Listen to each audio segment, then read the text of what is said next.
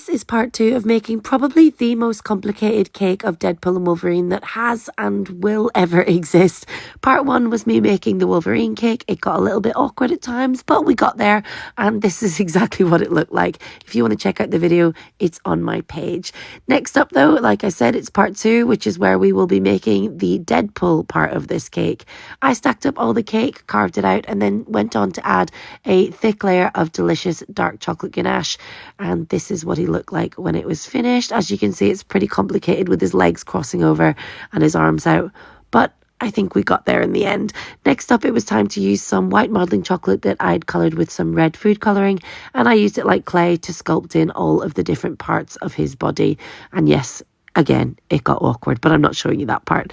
Then once I'd finished the face, and this is what it looked like, I left it to set up in my ice cold kitchen for a little while and went on to sculpt some guns out of dark chocolate. I made this silicone mould using a toy that I'd bought and then left those to set.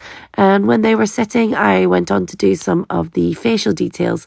Now, although he wears a mask, it's still pretty complicated because this mask, although it seems like fabric, has some sharp plastic looking edges.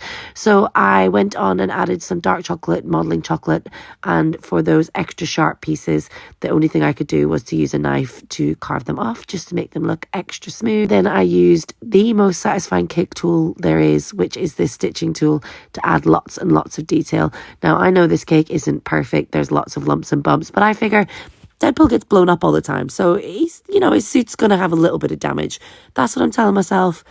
It is a cake. I could have spent a little bit more time on it, but honestly, I'd spent that much time already that it just needed to be finished. So once I got those chocolate guns out of the mould, I added some silver luster dust just to make them look metallic. And then I went in and added a little bit more detail to the face. And I used a blowtorch and a clean cloth to give the cake lots and lots of texture. Now for the super complicated part. I needed to lift this Deadpool section of the cake up.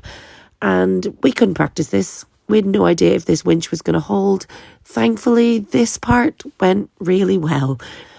And then once we'd got it up as high as we needed to, we were able to slide the Wolverine cake in underneath and wiggle it on. Now, this is great, but the true test is going to be if we can remove that winch.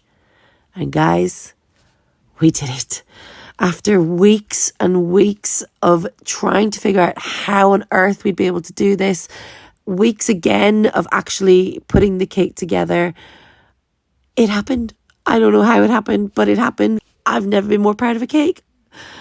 Honestly, thanks for watching, guys. I really appreciate it.